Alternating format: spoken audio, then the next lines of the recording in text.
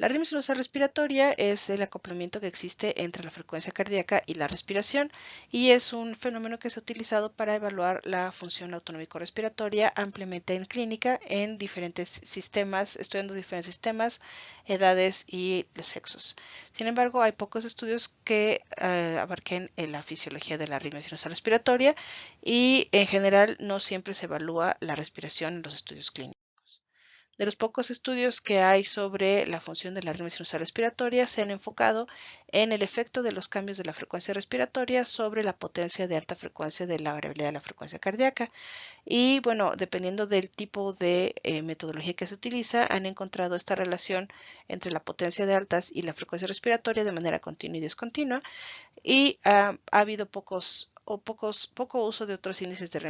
arritmia sinusal respiratoria como la ganancia por la función de transferencia. Así, nuestro objetivo es evaluar si podemos caracterizar de mejor manera el funcionamiento del mecanismo que genera la arritmia sinusal respiratoria al considerar que está integrada por dos mecanismos separados, uno que acopla la frecuencia y otro que genera la ganancia. Esto lo vamos a hacer probando sus índices mediante una maniobra de frecuencia respiratoria lineal y continuamente creciente en dos condiciones, en posición sentada y posición erguida, para seguir el curso temporal de las respuestas de la frecuencia del acoplamiento de frecuencia y la sensibilidad de la arritmia sinusal respiratoria. Estas vamos a evaluarlas a través de las series de respiración e intervalos RR procesadas por una distribución tipo-frecuencia para obtener los cursos temporales de las frecuencias centrales y las potencias de los componentes de alta frecuencia de cada señal. Estudiamos a 19 sujetos jóvenes y sanos, 11 hombres, 8 mujeres, y estas personas aceptaron voluntariamente participar en un protocolo que consistió en un control sentados respirando normalmente durante 20 segundos de duración. Después iniciaron una maniobra respiratoria tipo CHIRP, en la cual tuvieron que ir aumentando su frecuencia respiratoria desde un valor de 0.05 Hz hasta un valor de 0.8 Hz, manteniendo el volumen corriente constante, y después 20 segundos de recuperación. Y repitieron la maniobra en dos condiciones, en posición sentada y posición erguida. Durante todo el protocolo registramos el ECG y la respiración por neumotacometría, y a partir de los cuales detectamos puntos fiduciales máximos y mínimos para formar las series de intervalos RR y de respiración, las cuales fueron interpoladas, remuestreadas y les removimos la tendencia lineal para poder aplicarles la distribución tiempo-frecuencia y así estimar sus autoespectros y sus espectros cruzados. De los autoespectros derivamos por integración en tiempo y frecuencia las dinámicas instantáneas de la potencia y frecuencia central de los componentes de alta frecuencia en las bandas estándar, en la banda estándar de alta frecuencia, y a partir de las potencias pudimos obtener el índice alfa, que es un índice de la sensibilidad equivalente a la raíz cuadrada de la relación entre la potencia de altas del RR sobre la potencia de altas de la respiración, y junto con el espectro cruzado pudimos obtener la coherencia tiempo-frecuencia entre estas dos señales. De las dinámicas individuales obtuvimos un promedio ensamblado que nos permitió detectar los puntos de inflexión en la respuesta patrón, y a partir de estos puntos de inflexión detectamos de manera individual en la señal de cada individuo los límites de frecuencia respiratoria para obtener también los puntos donde cambian las respuestas y obtener las medias de etapas para realizar análisis estadístico. Expresamos los datos como medias más menos desviación estándar. Obtuvimos comparación entre las etapas de cada respuesta por análisis de varianza para mediciones repetidas. Hicimos la comparación entre las condiciones por la prueba de T por muestras apareadas, y también obtuvimos la correlación lineal entre las señales en las dos condiciones. Observamos que los patrones de respuesta a todos los índices de arritmia sinusal respiratoria claramente mostraron tres etapas en rangos de frecuencia precisos que llamamos de baja, media y alta frecuencia respiratoria. El de baja va de 0.09 a 0.18 Hz, el de media de 0.18 a 0.51 y el de alta de 0.51 a 0.81 Hz. En estas etapas vemos que la frecuencia central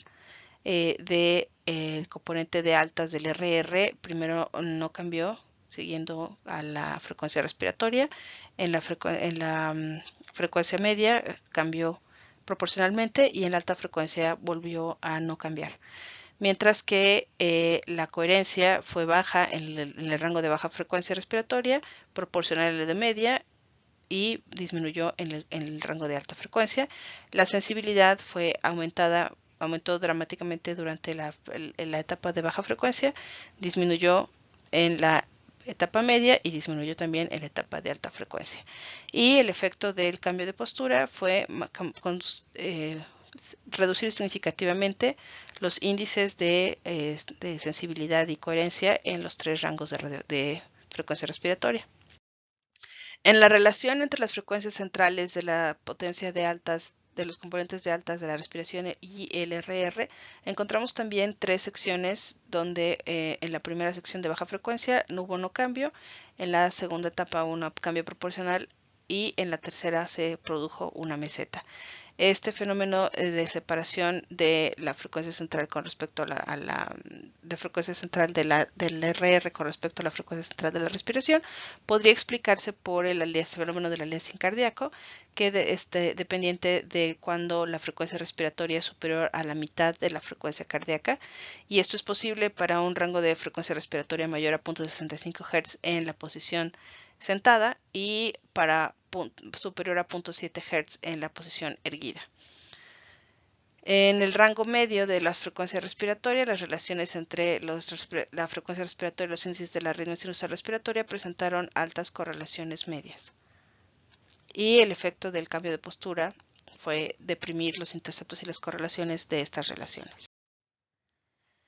Las respuestas de los mecanismos de acoplamiento en frecuencia y sensibilidad se caracterizaron por tener límites de frecuencia respiratoria distintivos y diferentes grados de funcionamiento. Así, en la etapa de baja frecuencia encontramos que hubo un desacoplamiento marcado por la diferencia de las frecuencias centrales,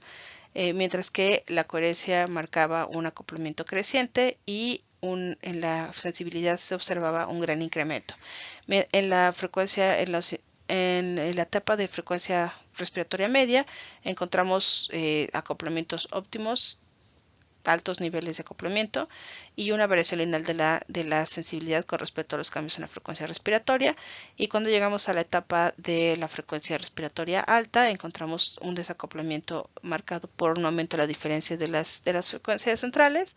un acoplamiento decreciente en la coherencia y una depresión progresiva en la sensibilidad.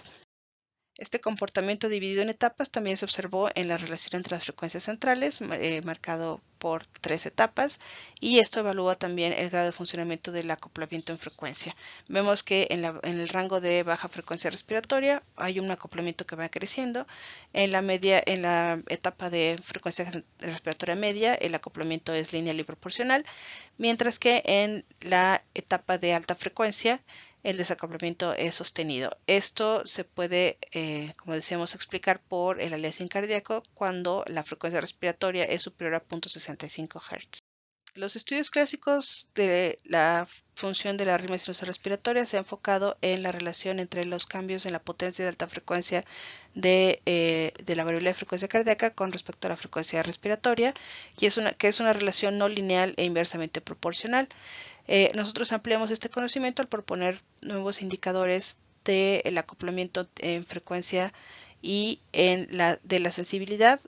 representados por la diferencia entre las frecuencias centrales de alta frecuencia y el acoplamiento tiempo-frecuencia, la dinámica en el tiempo y la sensibilidad de la arritmia sinusal respiratoria, que nos ofrecen información más ampliada. También se ha reportado que un cambio de postura hacia la postura erguida reduce la sensibilidad evaluada como la ganancia de la función de transferencia, y bueno, nuestros hallazgos concuerdan con este reporte, solo que nosotros expresamos la sensibilidad como el índice alfa, y bueno, extienden la información sobre los efectos depresivos de la activación del barorreflejo sobre los índices de la arritmia sinusal respiratoria. En conclusión, nuestros hallazgos proveen más información que extienden el conocimiento más allá de lo que se ha proporcionado por la típica relación evaluada previamente. Encontramos la arritmia sinusal respiratoria resulta de la interacción de los mecanismos generadores del acoplamiento en frecuencia y la sensibilidad, cuya funcionalidad varía en 3 etapas con límites y propiedades funcionales distintivos.